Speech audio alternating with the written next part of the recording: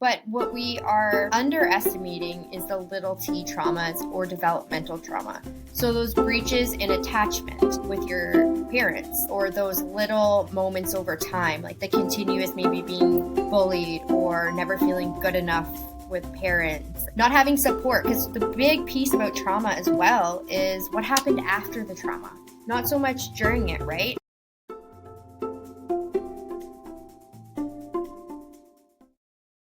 Hey everyone, welcome to another episode of Beyond Behaviour. I'm Ariela, your host, and I am so excited to have my guest here today. Jessica Pino is a registered social worker, therapist, and founder of Bonafide Psychotherapy and Counseling, a practice rooted in the phrase bona fide, meaning in good faith, and committed to authentic, genuine, and human connections. She and her team are dedicated to fostering meaningful therapeutic relationships, ensuring that every client feels seen, heard, and supported in their healing journey. Specializing in PTSD, trauma, anxiety, and mood disorders, Jessica believes that the foundation of effective therapy lies in trust and connection. Drawing from her personal and professional experiences, she creates a safe, validating, and non judgmental space for clients to heal and grow. She offers in person and virtual therapy for adults, adolescents, first responders, and fellow therapists. Additionally, she provides EMDR consultation for therapists seeking certification or support in their practice. Utilizing evidence based approaches such as EMDR, CBT, DBT, and solution focused therapy, Jessica and her team help clients build resilience, confidence, and lasting change. Beyond her practice, she enjoys traveling, fitness, music, and time with loved ones. Jessica, welcome to the podcast. I'm so excited to have you here and chat about all things mental health with you. Yeah, thanks so much for How are having me. I'm excited. Yeah, of course. First of all, I want to say, how did you kind of come up with this bona fide name? I know it's in the intro, but like, what does that mean to you? Well, so basically, I started off working in social work in community work. So with organizations, more on the front line. So things like Canadian Mental Health Association, so crisis work, early psychosis intervention, um, the methadone clinic, those that sort of community through agency work. And what I learned there was how to quickly build a rapport with clients, right? Because a lot of it was more short term or on the spot, and you really had to work at building that rapport with them. So over time, I just learned how important the therapeutic relationship was. And um, even just through my own therapy, who I felt comfortable with as a therapist, like people who were overly clinical, just Yeah, didn't sit right with me. I was like, I can't tell you things. Like, I feel like you're sitting there judging me. So I really wanted to create a team and environment where, we're in good faith, we're authentic and genuine. So that's where that came from. I love that because that's how I lead my practice in my professional life and personal life too. And I Mm-hmm. love your background because we actually have somewhat similar backgrounds. Like I work for nonprofits and I've dabbled in mental health and eating disorders and all the things. So I love that. So tell me how your practice came to be, and tell me a little bit about Bonafide Therapy. So basically just came out of exactly that, working in the community, really enjoying that work. To be honest, I do still miss a lot of it, like, the crisis work, trying to find people, get them support, going out with police officers, these sorts of things. I do miss that part. But over time, when I got my master's, I wanted to dip into private practice. So I started doing that part time, and I just really fell in love with trauma work. Like, I felt it was so valuable, and it made sense to me in the sense that it really is connected to everything. Things that we don't think is trauma is, right? So I noticed that that's what's underlying a lot of people's symptoms. So I wanted to do more work with that. So I joined the private practice world. And then over time, I just wanted to create a team that aligned more with my values, with, being genuine, with being real. And even just as a consultant and supervisor for the team, just I wanted them to feel safe. right? Because I remember too, even through school or some experiences with people as a clinician, just feeling either judged or uncomfortable bringing things up with them about clients, like how can I get support here? How do I move forward? And it was a big barrier. So our jobs, I feel, at times are hard enough. So I really just want to create that comfortable environment for people, our clients and our clinicians. That's amazing, and I love that, and I think, therapy is so important, and, we live in a world now where it's a lot more accepted, because certainly growing up, and I'm in my 40s, growing up, like, therapy was, a big taboo thing. You Yeah. didn't access it, you didn't go to it. And I love that you're doing trauma work because, excuse me, even through my work with parents and, the social services sector and the developmental services sector, like there is so much trauma. And I think, like you said, people don't realize what trauma is, right? Trauma doesn't have to be this big, huge episode or this big trauma is, I mean, I actually want you to explain it because I understand trauma is something deeply rooted. It stems from something that's happened to you or you've experienced. But why don't you explain to us a little bit about what trauma is and maybe how like it can manifest in people or, something for people to watch out for and kind of that would give them that spidey sense of, oh, maybe I do have some trauma that I'm dealing with. Maybe I should go and get some support for that. Yeah. So to just expand on your point, very good. We think of trauma as these big incidents. I think we're learning to unlearn that now, but over time, your prime example would be someone from military coming back, right? Um, yes, that is the case, and we do work with people from military and veterans. So that can be the case. So we call those big T traumas, right? When there's a big or one critical incident. But what we are underestimating is the little t traumas or developmental trauma. So those breaches in attachment with your parents, or those little moments over time, like the continuous maybe being bullied or never feeling good enough with parents, not having support, because the big piece about trauma as well is what happened after the trauma, not so much during it, right? So if something has happened to me and I go to my parents or whomever and I'm not getting that support and validation, it's brushed under the rug, we move forward, that's where the injury often comes from, right? We didn't get that validation, we weren't able to process, there was no level of safety there. um, so that's a big piece of it. So that's how I would explain trauma. And also too, it just blanked out there. Sorry. It's okay. Um, yeah. It's So good. it's just about the developmental piece and how important that is. And this is where I was going with that. I'm back. It also stores in our body. So Yes. sometimes, we're not even consciously aware of it, but there's if you I love Gabor Mate, by the way. I am meeting him in 2 weeks at an EMDR conference and I'm super excited. But And if you'll you have to tell me what EMDR is because I actually don't know what that stands for, but yeah, we'll get so there. yeah. So Gabor Mate talks a lot about that, right? Like he talks about trauma, even addiction, Yeah. what's the pain? What's Yes. underneath it all? And he talks a Yes. lot about the studies of just autoimmune disorders in women and how that's often connected to women due to things like people pleasing or not being able to use their voice. Wow, Um, that's very interesting. yeah. So he's amazing, and the body keeps the score. That's another resource that really talks about how it is stored within our body and not just something that's cognitive. And that's what I find so fascinating, like about like psychotherapy. Not that I am one. I mean, maybe in a different life I will be, but I find that every time I speak to a therapist, just all those kind of when you kind of dive deep into you know psychology, and it's not just the way you think and the decisions you make, but it really does affect you as a whole person.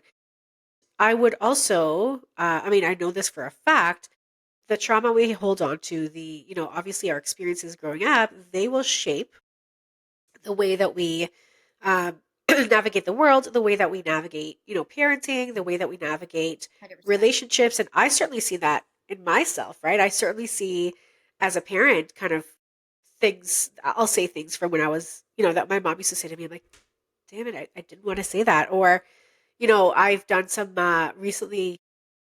kind of dabbled in some breath work with a breath work coach, and holy, I have to tell you, like there were tears that I didn't I had thoughts and memories that I had no idea about, right? Like I just find the brain so fascinating, and just the fact that when you start kind of digging, you can really heal yourself from so much more than just the surface of what you think it is. So I think that's beautiful. And I think, to my second point, my second question was, how do people kind of know that they are carrying some trauma, or is it maybe something they find out through therapy? Maybe they don't know. Like how would I know that I have trauma that I need to kind of navigate? It's hard. A lot of times people don't know, right? So as a trauma therapist, my lens is very what's going on. So it's not, just the symptom. Let's treat the anxiety. If the client wants that, absolutely. Some people only have a certain amount of benefits in these things, and that's great. Let's just work on stabilization. Let's do some skills. At least we can manage more effectively. But the lens I look at is really what's underneath it, what's causing the anxiety, right? What's causing the depression. And that's really where EMDR works out of. So, to your earlier question, it's eye Yes, please. movement, desensitization, and reprocessing. Gotcha. And the whole essential foundation and model of that therapy is that our symptoms are really linked to stuck memories in the information processing part of our brain. So my brain is always like, okay, where's this anxiety coming from? What's created it? What's underneath it? So over time, some people will start to realize, oh, there is some stuff that's stuck there. It usually presents in today. It's like, okay, maybe I am triggered at X, Y, and Z, or maybe I struggle with perfectionism, etc. All that is usually linked to something earlier, even if we're not aware of it, right? So we find that out through therapy oftentimes if people have the resources to, of course. So that's a big part of it, I would say, is just digging deeper, and also just education, right? Not a lot of people understand trauma or what it is. So it is being talked about more, and you'll notice people are Yeah. talking more about like developmental trauma, Yes. attachment trauma, and things like that. Yes. But so I think we're starting to get there. But yeah, that's my lens for sure. That's amazing, and I know that you also, in your intro, I read that you use DBT and CBT. So I've taken some like certification in that. So Yeah. I do facilitate an applied kind of DBT course. Sometimes for folks with developmental disabilities. So I love it. I Mhm. think DBT is really that emotional regulation, those interpersonal skills, and how we kind of navigate through those things. And then CBT, the cognitive behavior therapy. Can you kind of explain the difference between the two, and how you would use them in your practice with parents who are kind of navigating that stress of whether they have high needs kids or just everyday life things. Yeah, absolutely. So CBT, DBT, a lot of it is cognitive to a degree, right? And it's also, I would use that as depending again, if a client just wants to work on stabilization and managing, those are the skills that I would teach them. So DBT, for example, how distress tolerance. So how do we manage distress? Um, Emotion regulation, interpersonal relationships. It's very skill based, right? As Yes. well as CBT, it's looking at cognitive distortion, so unhelpful ways of thinking. Am I someone who jumps to conclusions? Am I someone who has all or nothing thinking? So it can be really helpful because we can catch these things and say, hey, how do we change that? So to give you an example, I use this one all the time with my clients. They're probably like, oh gosh, here we go. So if I walk in the room or into my office today, let's say, and my colleague was here and they didn't say hello to me, I might automatically think like, oh gosh, they're mad at me, right? So that's the situation. Thought is they're mad at me. Emotion wise, I might be feeling anxiety, that sort of thing. And then behavior wise is now I might ruminate about it all day. I might ignore them. Um, right. So we find that a lot of like anxious and folks or people who struggle with depression, that's their go-to. That's their automatic thought, Yes. something I did, Yeah. right? Whereas Yeah. Me let's try too. to challenge it. Yeah, I know. Yeah. I was I, like, yeah. yeah, I was amazed when I learned that. Like first I'm like, oh wow, I do that all the time.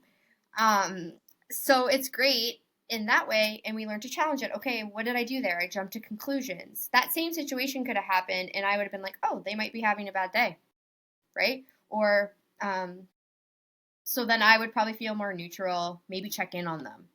Completely different scenarios. We find that a lot of people, struggling with anxiety, depression, that is their go-to. So we help them with that, and we do link it to core beliefs, because under that is what belief is attached to it. Is it maybe I'm not good enough? I'm unlovable. So it gets deeper in that way, but it is very cognitive. And the issue is that with trauma, it needs to go deeper than that a lot of times, right? It's also stored in the body. So I can cognitively, intellectually know something, but my gut won't feel it. So I can know, hey, I did nothing to make that person mad, but my guts and my emotions telling me, no, yes, you did.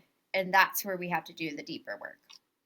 Because of that deep Um, previous experience that you've had, yeah. right? And yeah, so a lot of like that DBT, CBT kind of reshaping, right? You're really, really reshaping the thought patterns, um, and then actions that follow, which again is a lot of the work that I do with parents as well, in terms Yeah. of their child's behavior. So it's very similar. Yes. And I do appreciate that, you're flexible where you can do that with parents or go Yep. deeper if they want. And in terms of going deeper and really dealing with trauma, you know, I think there's a lot of probably fear Mm-hmm. from people. Like, it's a very just thinking about it, me thinking, okay, if I'm going to go and really dive deep, like that is some scary shit. So, Yeah. what advice would you have for people that kind of want to dabble in that, but are too worried that it's too scary and too much? Because I actually had someone say that to me. It was an adolescent that I was working with a long time ago through a different job. And, there was a lot of trauma there. And he actually said to me, he's like, no, therapy is too hard. It's too scary. I get really anxious and I can't do it. Like he just would not allow himself to open. Yeah. Yeah. That's honestly, that's common. The biggest thing with that is, and this is kind of where our practice, a lot of our therapists, um, is that we're beyond trauma informed, right? There's a lot of us that we have in-depth knowledge about trauma. Um, so essentially we meet you where you're at, and we're not going to push you, because what happens is, in order for you to even process trauma, you have to have a level of dual awareness, which means you have to have the ability to stay 1 foot in the past, 1 foot in the present. So we aren't processing if we're pushing that too much. If anything, we could be re-traumatizing, right? Or we can make, those parts of you that are already phobic going internally be like, oh God, I'm never coming back now, right? So we just like tread lightly, and that's where we do start with things like DBT, CBT. So let's give you the tools and skills to be able to tolerate doing that work. So it's not like we're just going right into it, Diving right? in. Yeah. Yeah. And I always tell people too, it's like we make your pace. We have a we know certain factors that meet that no sorry that where you can meet readiness. So we have to make sure that the client meets readiness in order to do that work. And sometimes we bounce back and forth depending on the level of the complexity of their trauma. But ultimately, the analogy I like to use is trauma is like a beach ball that you keep pushing underwater, right? You can keep doing it, keep going and going, but eventually you get really tired, and no matter what, it keeps popping up. And the symptoms that you're experiencing, you're already suffering in it every day with your anxiety or with your depression or your thoughts of suicide or whatever you're struggling with. So likely won't get any worse if we're doing it properly, right? And again, it's like different ways of doing it. Some clients we have to titrate, meaning we don't get into the full memory of things, or we don't get into the full trauma. We start with something more recent because childhood might be too destabilizing for them, right? We have to build their window of tolerance. So there's so much preparation and things we do before getting deep into trauma. And I appreciate the fact that you're so intentional, Hmm. that there's a pathway, right? Because, and I didn't know that, right? For me, again, I'm not a therapist by any means. So for me, it's that big unknown of like, okay, I'm going to go, sit on the couch or whatever. And we're just going to dive in. And it's this big, scary thing. So knowing that there's intention and a pathway and like, what's the, like a model behind it is very reassuring. And I think it's really great for people to understand that because, I'm a big believer in we can't help our loved ones until we help ourselves, right? And it's hard to help 100%. yourself. And I'm always in a journey of helping myself. I mean, I hit my rock bottom, um, like 2 weeks before COVID started when I realized I'm like, holy crap, I can't function like this, like deep anxiety, right? And I just that's when I went to see my doctor and I was like, I need to do something. I'm parenting Yeah. from a lens of anxiety. I'm operating from a lens of anxiety. I wasn't sleeping. I was having anxiety like moments through the day and all the things. And I think it takes like it shouldn't have to take that for people to seek support. And so ever since that, I've been on a journey of really being more proactive and like, to me there's therapy is like a preventative. Like it doesn't have to be a band-aid like, oh, I'm in this dark place, I Crisis. need to go see a therapist, right? Like Yeah. everybody I know has a therapist, which is a great thing. Like it's just someone, even if you feel okay, like there's always stuff. There's always stuff and life is hard, right? Yeah, so I love that it's like very intentional, like I said, but I also um, just love the vibe of kind of support and non-judgment and all that stuff that you bring forth. Talking, about parents and kind of parent mental health, kind of carrying that parent load, especially parents that have kiddos with more needs than others. What are some things that you would recommend in terms of mindfulness or mental health that you recommend to parents when you work with them? Yeah, good question. So to get back to your earlier point, we do all have our own stuff, right? And We at do. Bonafide, that's what we're honest about that. Like, we're not experts. You're the expert of your life, and we have stuff. Most of us, if you think like what brought us into this field, obviously our own Yep. stuff. Yep. And that's why you're so passionate about it. It was your own anxieties or struggles that you had. So for parents, I think it's just normalizing that, and also as a parent, I feel like the biggest theme for people, there's like anxiety and overwhelm and burnout, but like guilt, Yes. perfectionism, like I want to do the way I was raised, I want to change it. I want to be different, right? Yes. Great, that's amazing. However, with that, you're never going to be perfect. You're a human being. So it is important to practice things like mindfulness, self care, whether it's, doesn't have to be this big, like, oh, I'm going to go on a vacation once a month. Like, it could be, I got up 20 minutes earlier before the kids were up to do a workout or to drink my coffee in silence. Yes. And then at lunchtime, I went out for a 10-minute walk. So it doesn't have to be these big monumental things. But I think for a lot of parents, they then feel guilt of that, right? Um, but what's interesting is that there's a few levels to this because one, it's really great modeling, right? Think of growing up, typically our parents like work, go, go, go. And how that, the negative consequences of that to them, but also us, did now, do I have a hard time slowing down? Do I link my productivity to worth? Um, all those pieces. Is there perfectionism there? So it's good modeling in the sense of, hey, I'm actually showing them you need to take care of yourself, right? We're not machines. So that's great. Also, um, just beyond that piece, to prevent burnout for yourself, right? Like, okay, let's work on ourselves, prevent burnout. Also, emotional regulation, co regulation with our kids. If I don't know how to emotionally Huge. regulate myself, my Yep. kid's not going to know how to emotionally regulate themselves. It's sad though, because ultimately, it should be taught in schools, right? It's like emotions are the human, like, driving force of human beings, but yet we're not taught it. And if We're your expected to parents just don't suppress it. yeah, Yes. exactly.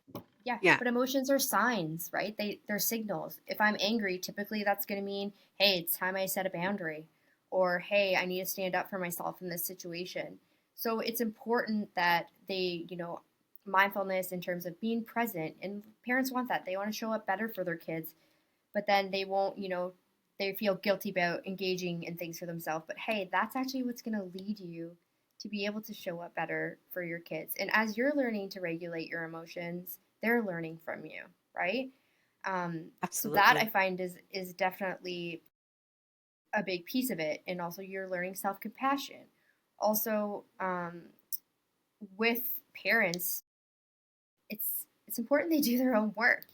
I'm not saying like everyone has to go to therapy, but our earlier unresolved traumas and wounds are going to show up in parenting. That's where it's going to show up probably the most. That in romantic relationships, right?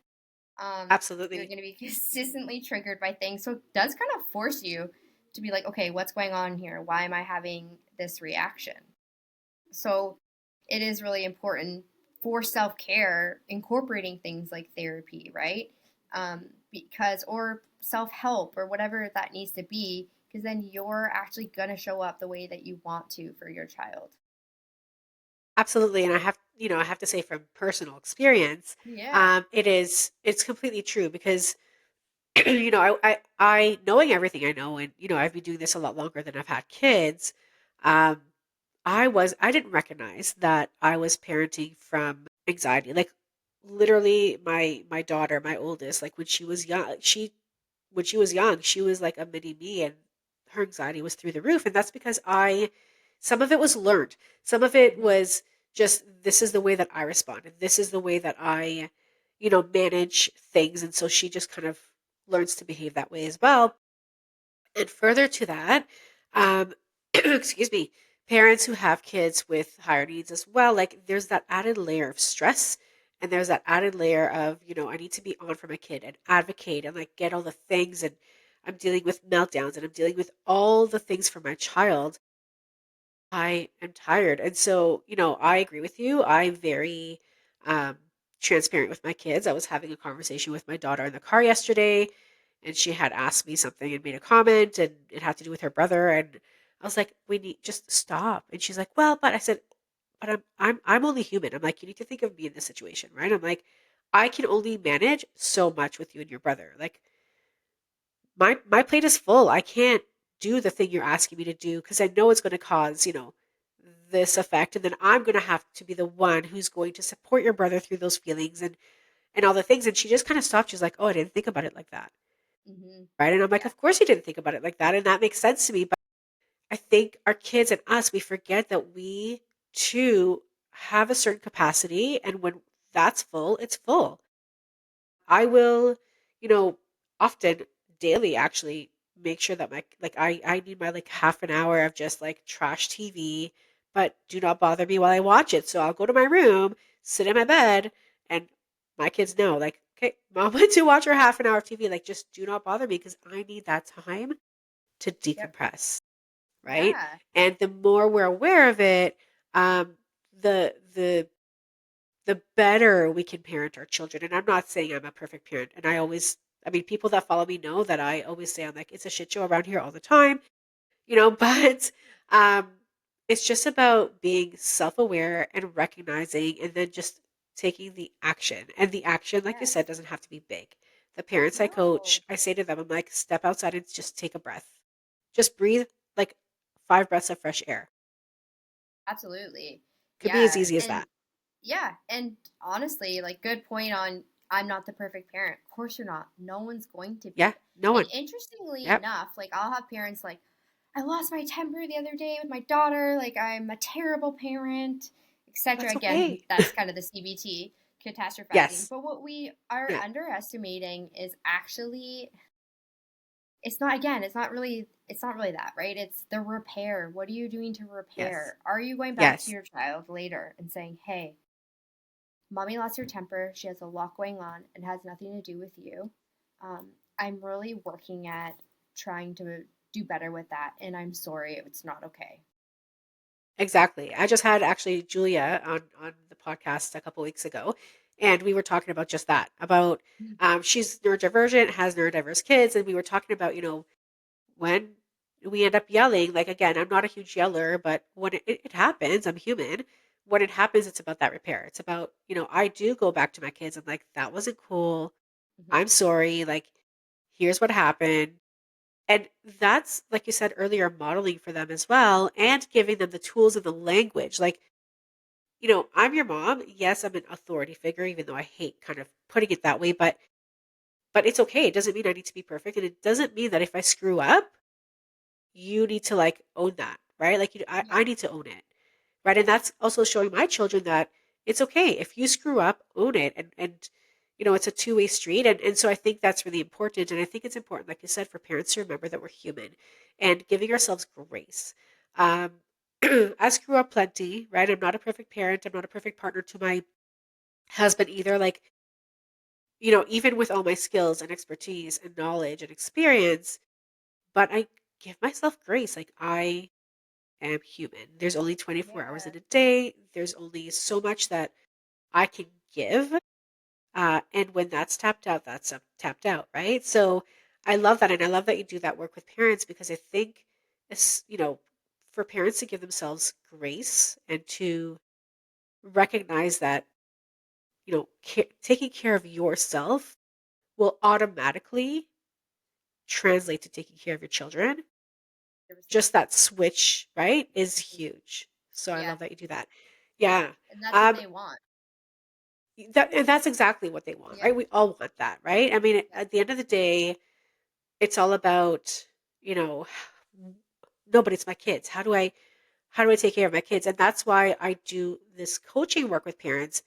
I purposely don't work directly with children anymore. Well, I do, but the base of my practice is to work with parents because we need to take care of you and the way that you respond to your child and the capacity you have and when you feel empowered to do it, when you understand your child differently, it's going to have a direct effect on your child's well-being, right? Mhm. So without Absolutely. working on your stuff and without kind of shifting some things for you, nothing's going to change for your child. Your child can learn all the skills, but if you can't support your child through that, then it means nothing, right? 100%. I Yeah, absolutely agree with that. And I love as well, like, how you own that, that, you're not the perfect mom or wife, not etc. even And that's, I close. think, another barrier to parents, right? Like, where they're embarrassed to share these things, or they're embarrassed that they lost their temper, or, but imagine if we just, and that's why I love, parent support groups too, but imagine if we were just real and honest with each other instead of trying to put up this front and just said, Yes, I'm struggling. How much more connection and how great that would be for our mental health, right? Just normalizing that. absolutely. And even in your like even I think you mentioned like um I think you mentioned that you do therapy or whatever. Like even the therapist needs a therapist, right? So Mm-hmm. just like the parent coach, like I always say, I'm like there are days like my why to this business was because I literally had a day when my son was like 3 and he had like a 2.5 hour meltdown. My husband was out of town. I was in tears. And I was like, I just want someone to help me through this, right? Yeah. Me with Yeah. everything that I know. So again, the therapist needs a therapist, the coach needs a coach. Like we're all human. And it's just, and that's what therapy is about too, right? It's just about digging in and just figuring it out and then learning some strategies to move on, Mm-hmm. Yeah. right? Yeah. Absolutely. And that's where Yeah. Bonafide also comes out of, right? Is just being, we're human, we're human first, and we're fellow travelers on this journey with you, essentially. And that's what it is. I always say like we're on this journey together. And one of Yeah. my Yeah. sayings too is that perfect parenting is a myth, right? It's just all Yeah. myth. Yeah. There's no A perfect hundred human. percent. Yeah. Well, that this was an intriguing conversation. I could continue to speak to you for another hour. And so Thank we'll, you. I'd love to have you back and, kind of like dig a little deeper into all things therapy, I'd love to kind of explore trauma a little bit with you more as well. But for now, why don't you tell us where people can reach you? I'll also put it in the show notes for people to access afterwards. Yeah, absolutely. Thanks again so much for having me. I hope, it was a great conversation. Hopefully, so there's some learning to anyone that's listening to this. But so you can find us at our website, so www.bftherapy.ca, so BF as in Bonafide. Um, you can shoot us an email and book there as well. Our phone number is 705-716-7130. Instagram at bona.fide therapy. And check us out. We also have a blog coming. It is actually about children's anxiety, children and teens anxiety and panic. So we have resources there Amazing. with some blogs. That one's the next one that will be out soon. And there should be some linked worksheets and things in that might be helpful to parents as well. And all that stuff is accessible on your website for Yep. free for anyone Yep. to access. That's Absolutely. wonderful. That's Yeah. amazing. Jessica, thank you so much. It was lovely speaking with you. I'm so glad you came. I'm sure we'll do this again. And thank you for all the great work you do. I know that it's made a huge impact in our community here in Simcoe. And I know that you will continue to do amazing things. And with that, I just want everyone to remember that we're on this journey together. And if you know anybody that could benefit from this episode, please share it with them and please subscribe to the podcast. And we will see you next time. Thanks, everyone. Bye. Thank you.